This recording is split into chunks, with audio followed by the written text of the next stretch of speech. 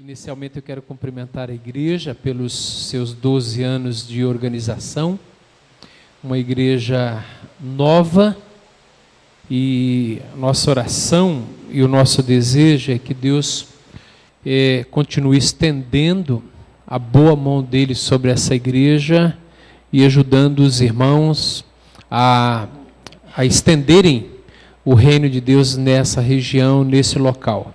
Então, parabéns à igreja pelos 12 anos de vida eclesiástica. E agradeço ao reverendo Márcio o convite que me fez para estar aqui, o qual eu aceitei e acatei, né? Foi uma convocação para estar aqui e eu recebi essa convocação com muita alegria. Só precisamos aí da aprovação do conselho, visto que domingo que vem a gente não estará na igreja também. Então, mas o conselho com alegria aprovou a nossa saída nesse domingo, ou seja, 2 domingos consecutivos. Mas estou feliz por poder estar aqui, é a primeira vez que eu prego nessa igreja, então fico feliz de poder estar aqui conhecendo os irmãos.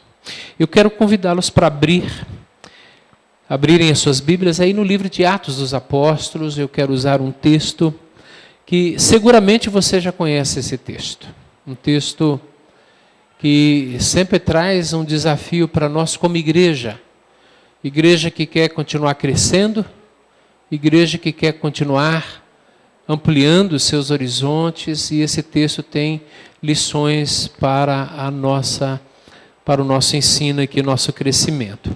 Atos capítulo 2, verso 42 a 47. E assim o Espírito Santo deixou registrado para nós.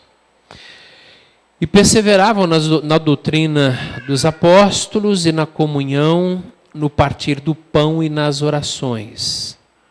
Em cada alma havia temor. E muitos prodígios e sinais eram feitos por intermédio dos apóstolos. Todos os que creram estavam juntos e tinham tudo em comum. Vendiam as suas propriedades e bens, distribuindo o produto entre todos, à medida que alguém tinha necessidade. Diariamente perseveravam unânimes no templo, partiam o pão de casa em casa e tomavam as suas refeições com alegria e singeleza de coração, louvando a Deus e contando com a simpatia de todo o povo. Enquanto isso, acrescentava-lhes o Senhor dia a dia os que iam sendo salvos. Vamos orar mais uma vez? Pai Santo, nós estamos diante da Tua palavra agora lida e com o desejo de que na exposição dela haja fidelidade e haja edificação para cada um de nós. Pedimos que o Senhor nos abençoe nessa noite e que, embora seja aqui um terreno tão comum, nesse texto possamos aprender lições preciosas para a nossa vida como igreja nessa noite. E oramos assim no nome de Jesus. Amém. Irmãos, o que é uma igreja cheia do Espírito Santo? O que é uma igreja que pode ser identificada como uma igreja que é cheia do Espírito Santo? Alguns talvez responderiam a essa pergunta dizendo: é uma igreja em que a maioria dos seus membros, já batizados com o Espírito Santo, falam em novas línguas. E talvez um outro responderia dizendo: bom, uma igreja cheia do Espírito Santo é uma igreja que realiza curas, que realiza milagres. Nós vimos um essa semana. Mas uma igreja cheia do Espírito Santo, todo domingo tem árvore caindo e gente sendo salva. Todo domingo, não é um domingo só não, por ano. Todo domingo tem milagre dentro dessa igreja. Então uma igreja cheia do Espírito Santo tem milagre todos os domingos. E cura de tudo. Cura de tudo. Bico papagaio, dor nas costas, unha encravada. O que você tiver, você traz aqui que a gente resolve.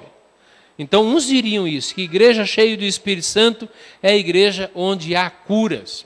E talvez outro diria o seguinte, que uma igreja cheia do Espírito Santo é uma igreja onde tem novas revelações.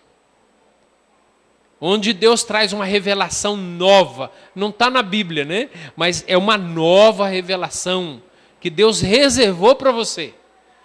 As respostas seriam inúmeras aí. Obviamente que nós não concordamos com nenhuma dessas 3 respostas aqui dadas. Esse texto que Lucas deixou registrado para nós, é um texto que diz para nós quais são os efeitos do batismo do Espírito Santo na vida da igreja. Quais são os efeitos do Pentecoste na vida da igreja. Ou seja, quais são os sinais e como eu posso identificar que essa igreja é uma igreja que está sendo cheia do Espírito Santo e que pode crescer ou continuar crescendo para a glória de Deus. E eu quero destacar aqui algumas lições desse texto para nós. E a primeira lição que eu destaco está logo no primeiro versículo, aí no versículo 42, que Lucas diz assim, que aqueles irmãos, e o negrito aí está dizendo como viviam os convertidos. Então o primeiro versículo diz como eles viviam. Diz aqui que eles perseveravam na doutrina dos apóstolos. Eles perseveravam na doutrina, e não é qualquer doutrina. É na doutrina deixada pelos apóstolos. É uma doutrina, conforme nós podemos ver na Escritura Sagrada, que é fruto da revelação de Deus aos seus santos profetas. Uma igreja cheia do Espírito Santo é uma igreja que tem íntima relação com a doutrina, íntima relação com a doutrina, com a palavra de Deus. Não queremos um avivamento onde, para se ter um avivamento, precisa se abrir mão da doutrina, precisa se abrir mão da teologia. A Igreja Presbiteriana do Brasil não precisa mudar em nada a sua doutrina. Aliás, é a doutrina dessa igreja, da igreja presbiteriana, a igreja reformada, a igreja solidamente fundamentada na Escritura Sagrada, que foi a causa e a razão dos grandes avivamentos na história. Com a sua teologia, com a sua doutrina. Então, uma igreja, para ela ser identificada como uma igreja cheia do Espírito Santo, e uma igreja que vai crescer e continuar crescendo, irmãos, é uma igreja que ama doutrina, é uma igreja que ama teologia. A gente vê, por exemplo, o apóstolo Paulo escrevendo aos irmãos da igreja de Éfeso, especificamente, escrevendo a Timóteo que cuidava da igreja de Éfeso.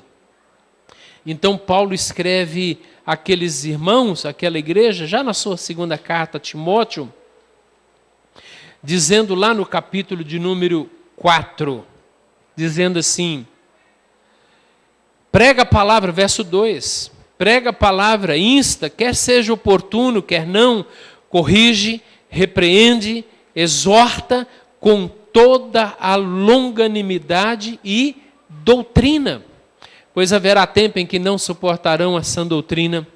Pelo contrário, cercar-se-ão de mestres segundo as suas próprias cobiças, como que sentindo coceira nos ouvidos, e se recusarão a dar ouvidos à verdade, entregando-se às fábulas.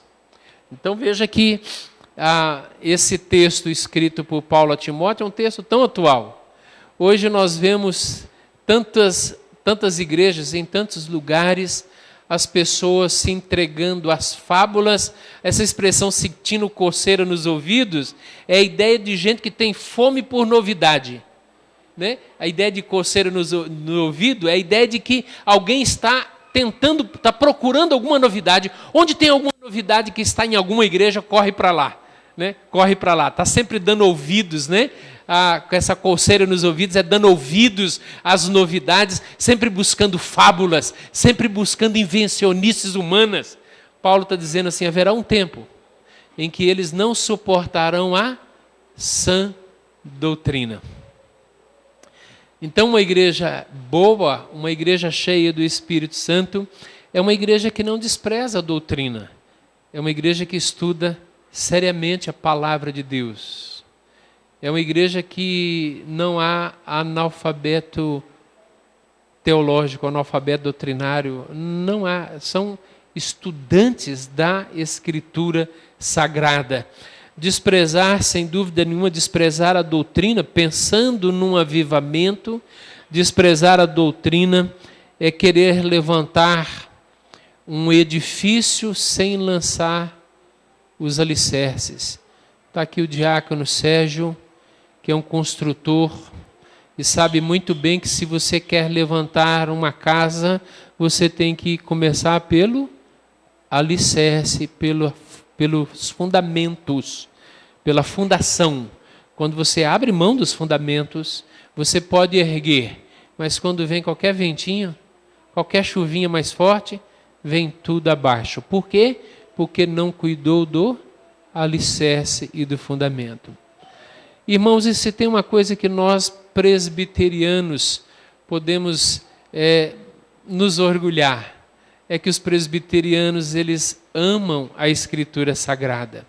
Eles amam a palavra de Deus e querem estudar a palavra de Deus. E o culto, nós ouvimos a pregação, mas é na escola dominical. Que tesouro nós temos na escola dominical, quando nesse espaço chamado Escola Bíblica Dominical, nós aprofundamos o nosso conhecimento na palavra, quando nós podemos tirar dúvidas, quando nós podemos dar a nossa colaboração, a nossa contribuição no ensino que está sendo dado, no ensino que está sendo feito. E quantos que hoje estão deixando de lado a escola dominical, que não valorizam mais esse espaço onde a Bíblia é ensinada, onde nós debatemos a Escritura e tiramos as dúvidas. Que delícia é a escola dominical, é um seminário a escola dominical. Calvino comentou todos os livros da Bíblia, todos, menos um. E você já sabe qual foi o livro que ele não comentou da Bíblia. Todos, ele comentou todos os livros do Velho Testamento, ele comentou todos os livros do Novo Testamento, com exceção de um. Reverendo Paulo Bonelli sabe qual é. O livro de Apocalipse. O livro de Apocalipse. Difícil o livro de Apocalipse. E eu, depois de 26 anos de ministério, eu falei, eu vou estudar esse livro com a igreja. Eu vou parar para estudar o livro de Apocalipse com a igreja, mesmo que João Calvino não tenha comentado esse livro, mas eu vou parar para poder estudar esse livro com a igreja. É um desafio para mim, vou lançar esse desafio para a igreja. A minha classe topou o desafio.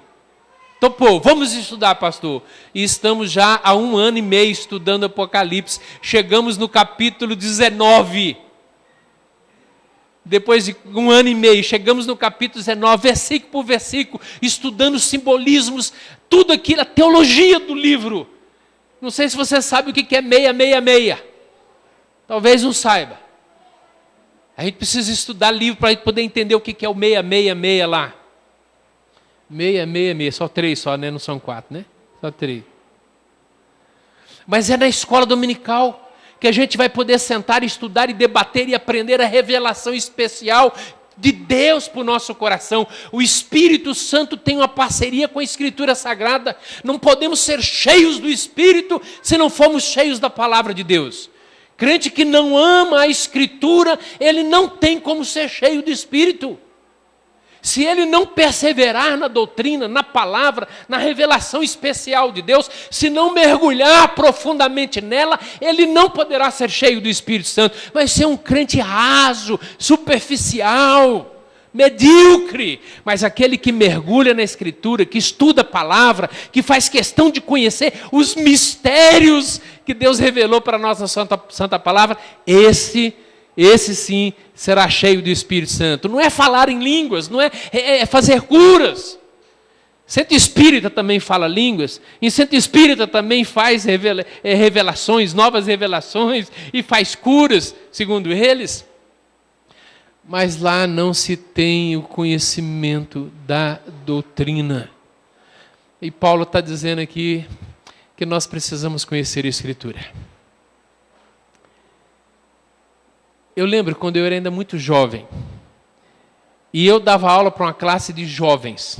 Naquela ocasião, era uma congregação, eu dava aula para a classe de jovens. Eu era um seminarista, já estava quase terminando o seminário. E aí eu perguntei para os jovens naquela classe, naquele dia.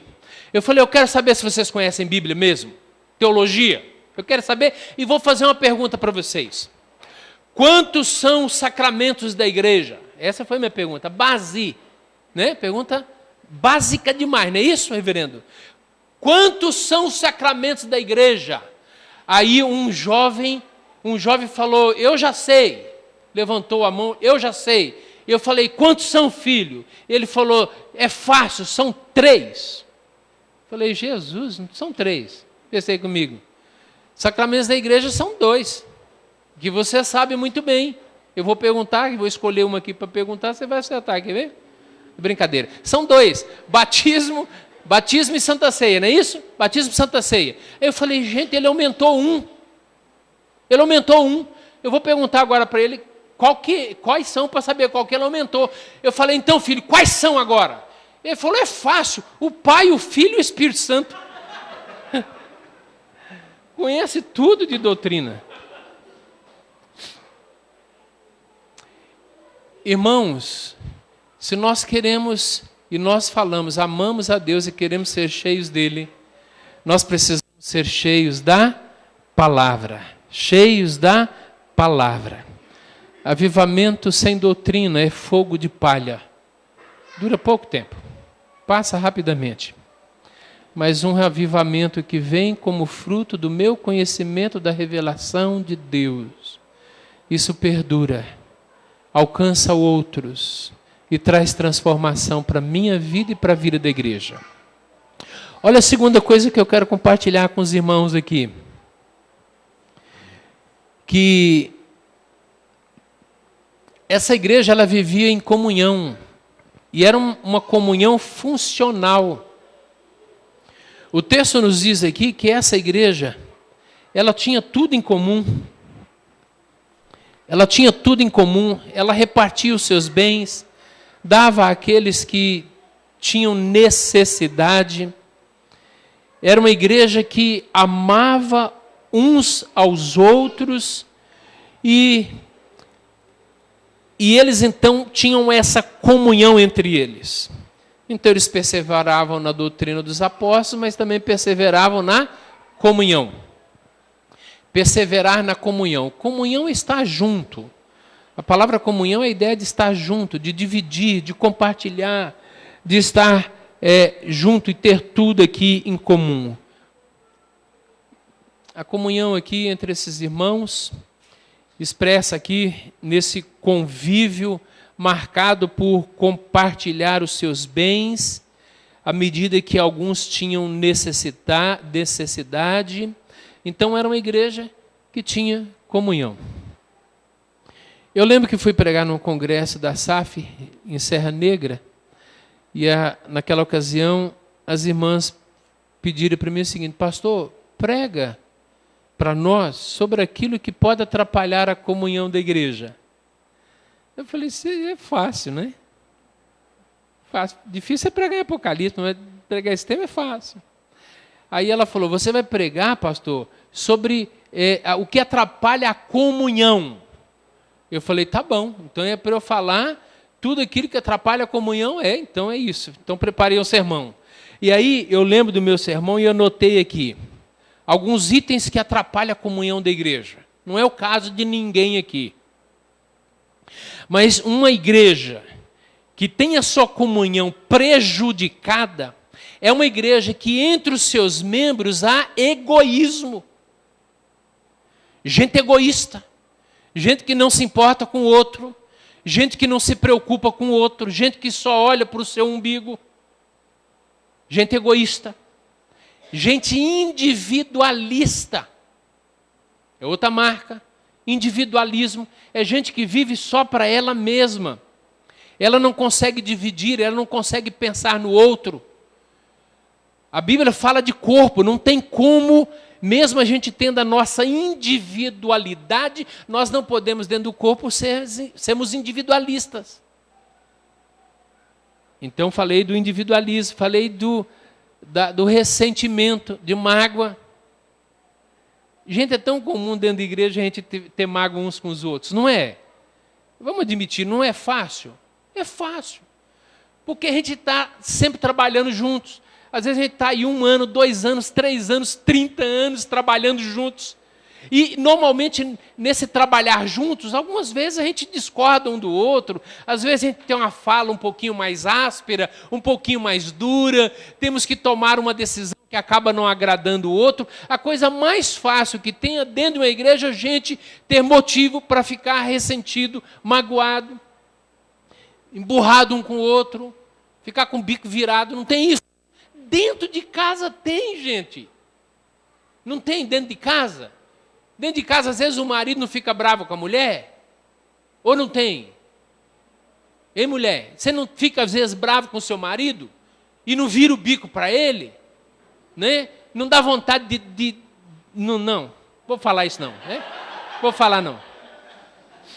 Mas a briga dentro de casa, às vezes, é o pai que briga com o filho que discorda do pai. E, às vezes, dentro de casa, o clima fica péssimo. E aí fica, às vezes, dias sem falar um com o outro direitinho, né? Aí fica passando recado, fica conversando por WhatsApp, né? Porque não tem mais coragem de falar um com o outro, de olhar olho no olho. Dentro de casa é assim, imagina dentro da igreja. Dentro de casa, quando tem 2 ou 3 ou 4 dentro de casa, já tem isso. Imagina dentro da igreja, onde a gente tem 30 membros, 40 membros, 50 membros. É difícil, gente. Às vezes a coisa fica feia. Não fica? Eu sei que fica. Se você está na igreja há mais de um ano, você sabe que a coisa dentro da igreja às vezes complica. E por isso que a Bíblia fala tanto que a gente, para ter comunhão, a gente precisa aprender a perdoar. Perdoar uns aos outros. Quando eu cheguei na igreja de Osasco, isso há 1993, 25 anos, vai fazer 26 anos, né? Eu cheguei na igreja de Osasco e eu gostava de uma coisa naquela ocasião que eu adotei lá na igreja. Eu falei, termina o culto, eu falo, agora não saia daqui hoje sem você olhar para o seu irmão e dar um abraço nele, olha nos olhos dele e fala, irmão, eu amo você e desejo que Deus abençoe muito a sua semana. Comecei a fazer isso. Terminou o culto, agora é hora de você expressar o seu amor para o seu irmão. Olha para ele, não saia daqui, olhe para ele, olha nos olhos dele, fala, eu amo você, dê um abraço nele e deseja a bênção de Deus para a vida dele durante essa semana. E aí era aquele negócio, né? O povo se abraçando, desejando. Até hoje eu faço lá na igreja do parque, é uma coisa gostosa, né? Aí tinha um diácono que sumiu da igreja. O diácono sumiu da igreja. Aí eu vou visitar o diácono. Falei, eu vou visitar esse diácono, já tem aí quase um mês que ele não vem na igreja, eu vou ver o que está acontecendo, né? Era um outro problema, mas eu precisava visitar aquele irmão. E cheguei, estou lá na conversa, tomo um cafezinho, come um bolinho de chocolate, papo vai, papo vem. Eu falei, irmão, mas o que está acontecendo, irmão? Você sumiu da igreja. A gente tratou da questão. Ele falou, e agora, aproveitando, pastor, que o senhor veio aqui, que a gente já tratou essa questão, eu quero dizer uma outra coisa para o senhor. Desde que o senhor chegou na igreja, que começou com esse negócio de olhar nos olhos, falar eu te amo, e abraçar o outro. Agora, quando eu entro na igreja, eu escolho muito bem o lugar que eu vou me sentar. Eu falei, Jesus amado. Eu falei, por quê, irmão? O óbvio, né? E por quê? Ele falou, porque tem gente na igreja que eu não consigo falar, eu te amo. Tem gente na igreja que eu não consigo abraçar. Por quê? Ah, isso é coisa velha, pastor, coisa antiga. Não, irmãos. A falta de perdão dentro da igreja atrapalha o crescimento da igreja. Ressentimento não ajuda em nada, prejudica a comunhão. Essa igreja tinha tudo em comum. Essa igreja perseverava na comunhão.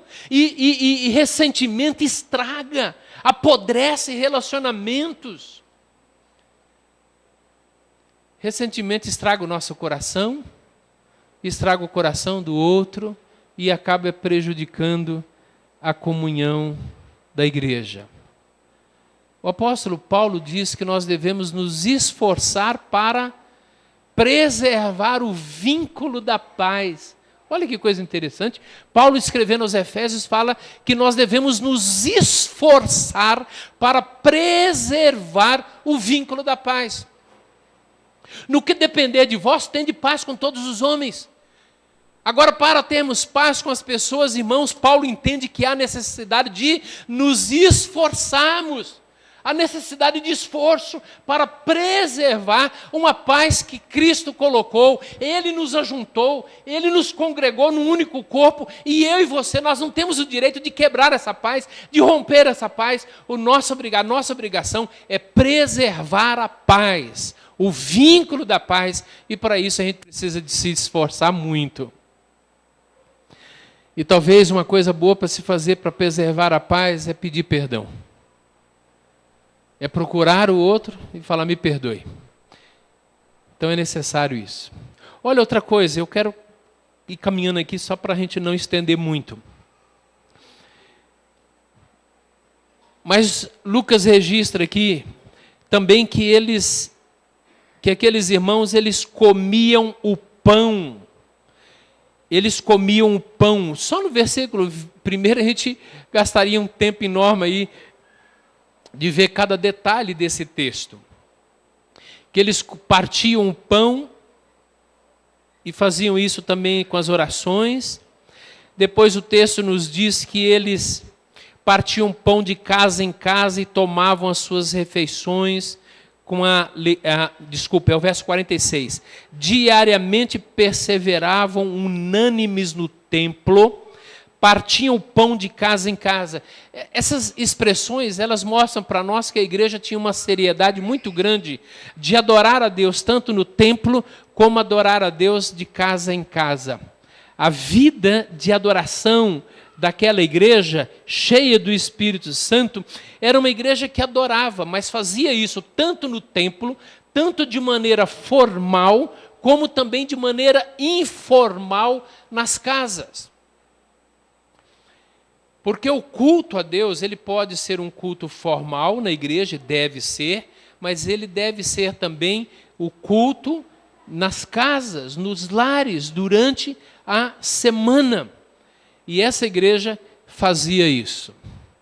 Essa igreja tinha tanto desejo para adorar e cultuar a Deus, que fazia isso tanto no templo, de maneira formal, quando se tem uma equipe de louvor, quando se tem um pregador, quando se tem um piano, mas também fazia isso de casa em casa. Ou seja, durante a semana, a igreja também se reunia para adorar a Deus. Uma igreja cheia do Espírito Santo é uma igreja que valoriza a adoração. É uma igreja que tem em alta estima esse instrumento tão precioso da vida da igreja, que é a adoração a Deus. E que fazia isso nesses dois ambientes, tanto de maneira formal no templo, como de maneira informal de casa em casa. Daí os pequenos grupos, daí o ministério de grupos familiares, a necessidade de se ter espaços onde durante a semana a igreja pode se reunir para continuar estudando a Bíblia, cultuando a Deus e orando uns pelos outros. A igreja que se estende nos lares é a igreja que normalmente cresce e cresce muito. A igreja primitiva usou os cultos nos lares como uma maneira de promover a expansão da igreja. E hoje nós sabemos que toda igreja que faz uso do culto também nos lares é uma igreja que tem um alto potencial de crescimento. Então essa igreja era uma igreja cheia do Espírito Santo. E quarto, e terminando aqui, o texto nos diz que essa igreja, ela louvava a Deus e contava com a simpatia de todo o povo. E enquanto isso, o Senhor ia acrescentando àquela igreja dia a dia os que iam sendo salvos. A igreja era uma igreja que crescia quase que naturalmente e crescia como resultado de um trabalho para com a comunidade. Era uma igreja voltada também para a comunidade. Não era uma igreja voltada só para ela mesma, mas era uma igreja que contava com a simpatia de todo o povo, de toda a comunidade. Porque era uma igreja que pensava no outro lá de fora. Era uma igreja que evangelizava. Era uma igreja que tinha doutrina, era uma igreja que tinha comunhão, era uma igreja que adorava, mas era uma igreja que também evangelizava. Irmãos, igreja que não evangeliza acaba morrendo, não tem jeito. A igreja que não trata seriamente a ideia de alcançar o estranho é uma igreja que enfraquece. Porque qual é a única maneira da igreja crescer se não através da evangelização? A única maneira da igreja crescer é através da proclamação do evangelho. É falando do evangelho àqueles que estão fora da igreja. Nós podemos crescer internamente em comunhão, em teologia, em doutrina, em culto, mas temos que crescer também em números. E para crescer em números, a igreja tem que sair, a igreja tem que contar com a simpatia daqueles que são de fora, a igreja precisa alcançar o estrangeiro, a igreja precisa alcançar o estranho dela, a igreja precisa evangelizar. George Whitefield foi um grande evangelista. Talvez o maior evangelista que a igreja conheceu. E os biógrafos falam a respeito de George Whitefield, ele pregando na Inglaterra, menciona, por exemplo, um episódio que ele estava pregando na cidade de Bristol. E lá, quando ele estava lá pregando o evangelho, ele sentiu vontade de ir até uma mina de carvão, onde tinha ali os mineiros trabalhando.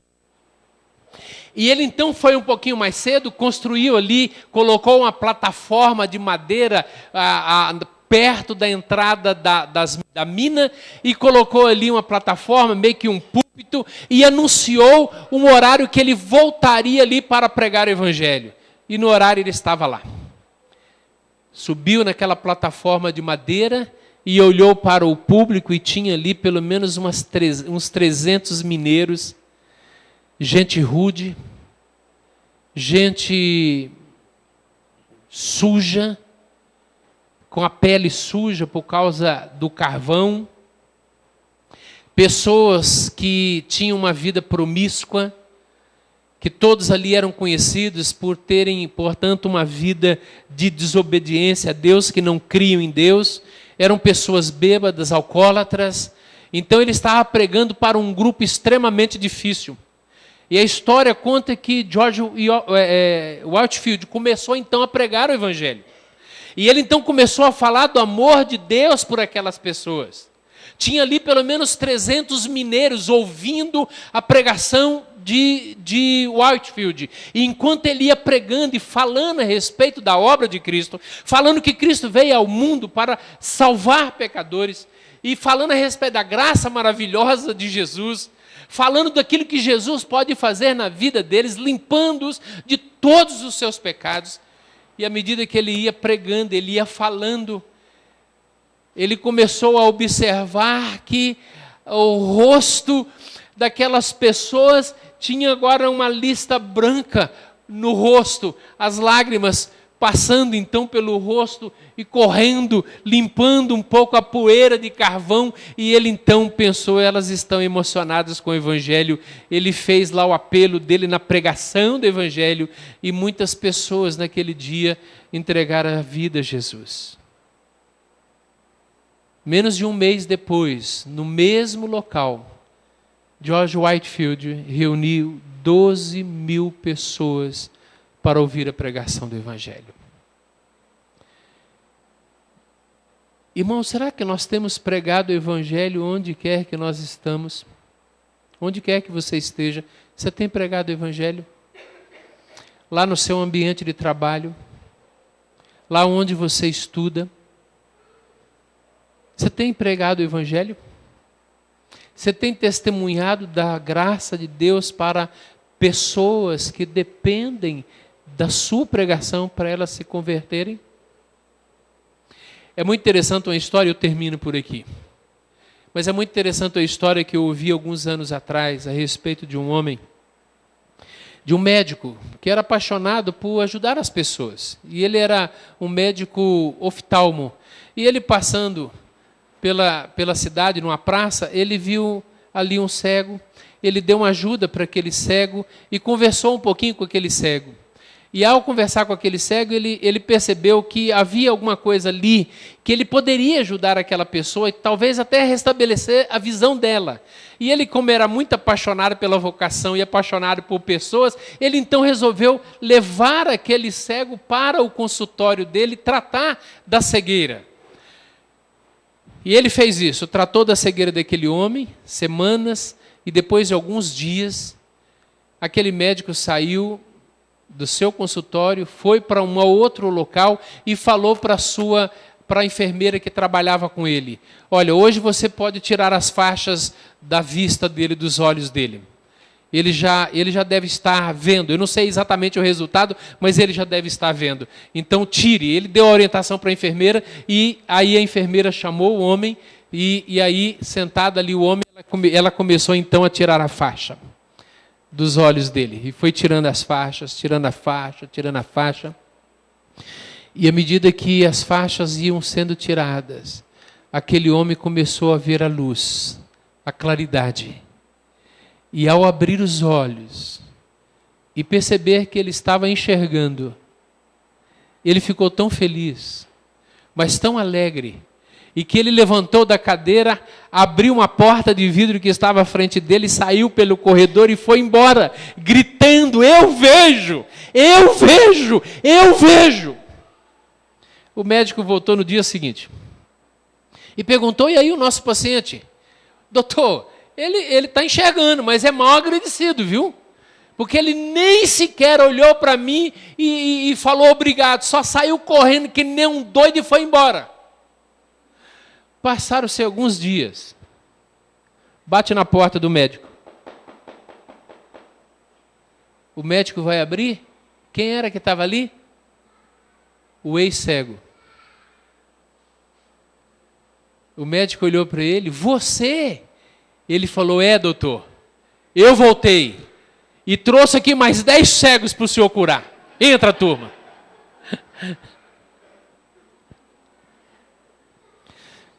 A história é interessante, mas ela revela uma coisa para nós. Eu era cego. E a menos que Jesus tivesse entrado na minha vida, eu não teria enxergado. E Deus usou uma pessoa, ou usou pessoas, para me mostrar o Evangelho que tira a nossa cegueira. Deus quer usar você também, para tirar a cegueira, para ajudar alguém a enxergar. Você pode levar alguém a Jesus, para que Jesus possa restabelecer a visão dessa pessoa. Uma igreja cheia do Espírito Santo é uma igreja que aprofunda o seu conhecimento na doutrina. Valorize a sua escola dominical. Valorize o espaço que você tem e as oportunidades que você tem nessa igreja para poder conhecer doutrina, para conhecer teologia, para conhecer o Evangelho do Senhor. Uma igreja cheia do Espírito Santo é uma igreja que tem comunhão uns com os outros. Não deixe que o egoísmo, o ressentimento, o individualismo atrapalhe a sua comunhão com os irmãos. Volte a amar pessoas. Volte a perdoar. Peça perdão. Mas restabeleça a comunhão talvez com alguém que você, quem sabe, já perdeu a comunhão. Ore por essa pessoa e pense que Deus está querendo que você restabeleça a comunhão com ela. Uma igreja cheia do Espírito Santo é uma igreja que adora ao Senhor, Adora de maneira informal nos cultos e adora também durante a semana nos cultos informais. Nas oportunidades que a igreja vai dando para você se reunir e celebrar ao Senhor durante a semana. E uma igreja cheia do Espírito Santo é uma igreja onde tem pessoas que se esforçam para levar outras a conhecerem a Cristo. E por isso a igreja vai crescer dia a dia. Quem sabe Deus está desafiando você hoje aqui a começar a evangelizar. Quem sabe tem alguém dentro da sua casa. Talvez tenha alguém no seu espaço de trabalho. Um colega, um amigo, que você precisa levar ou apresentar Jesus a ele. Que Deus assim nos abençoe, irmãos. Amém. Queridos, vamos orar? Pai Santo, obrigado pela noite, obrigado por esse momento tão especial na vida desta igreja, quando ela comemora mais um ano de organização. Obrigado pela vida de cada um dos meus irmãos aqui. São irmãos preciosos, que foram salvos pelo Senhor, chamados pelo Senhor para fazerem parte da tua igreja. E aqui eles estão congregando.